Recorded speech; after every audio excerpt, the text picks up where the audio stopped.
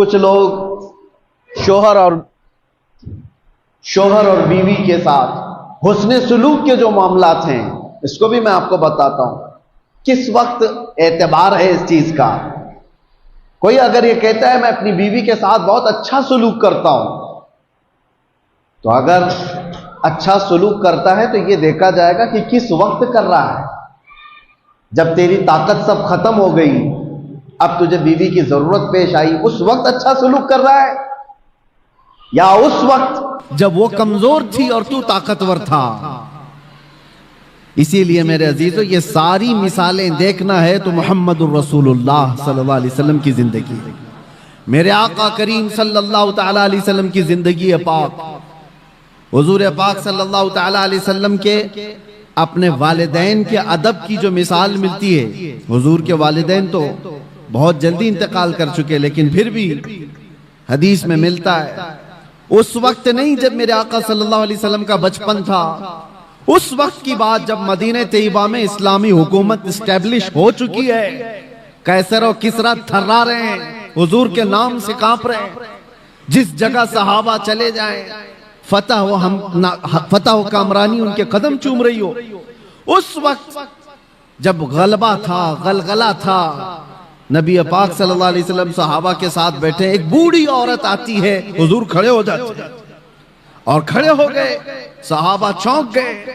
मेरे आका सल्लल्लाहु अलैहि वसल्लम ने अपनी चादर निकाली और बिछाया उस बूढ़ी खातून को बैठने के लिए। सहाबा ने पूछा, ये वो सरवरे किश्वरे रिसालत है, सैयदुल अंबिया है, जिसके कदमों को माथा लगाकर जिब्राइल बोसा देते हो, वो किसी बूढ़ी के लिए खड़ा हो जाए?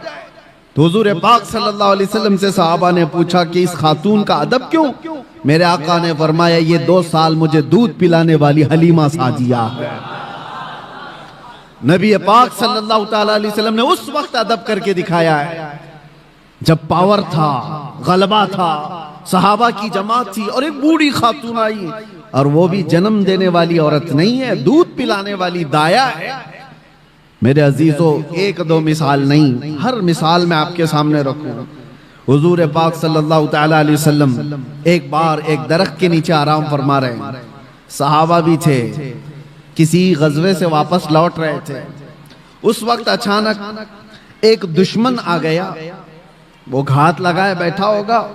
सहाबा नींद में थे, हुजूर पाक सल्लल्लाहु अलैहि वसल्लम की तलवार बाजू रखी हुई थी।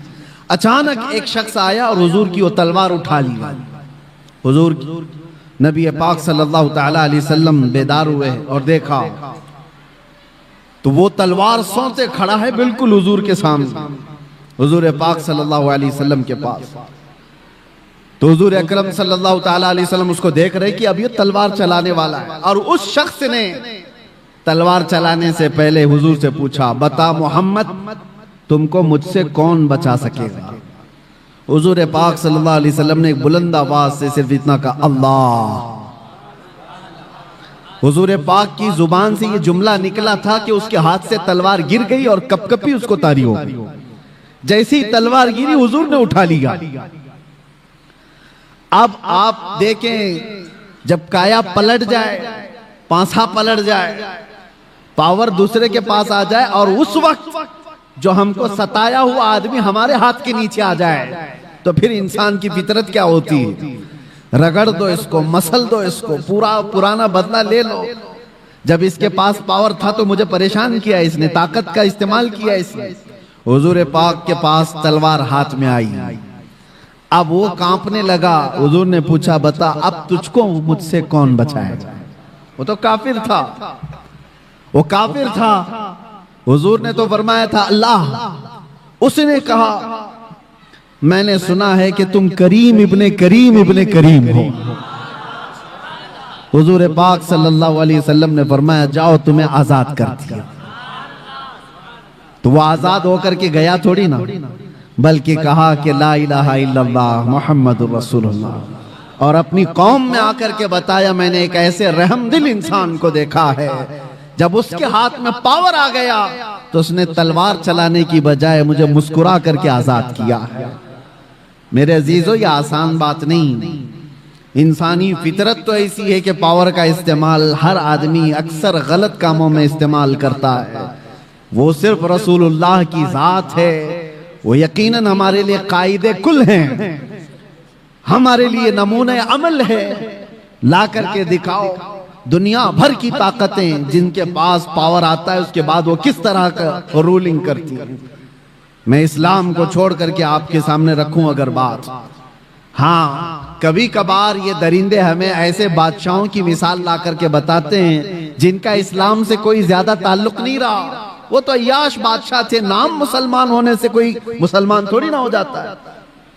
वैसे तो तुर्की के इनकलाब के बाद मुस्तफा कमाल बादशाह नाम से जो रेवोल्यूशन आया था, सल्तनत उस्मानिया खत्म होने के बाद तुर्की में जो बादशाह बनाया गया अंग्रेजों की तरफ से, उसका नाम क्या था? मुस्तफा कमाल बादशाह। उसने तकरीबन 10-11 साल हुकूमत किया, पूरे इस्लाम को खत्म करने के लिए एड़ी चोटी का जोर लगा। कुरान पे पाबंदी, अजान पे पाबंदी, हिजाब पे पाबंदी, अरबी जुबान पे पाबंदी।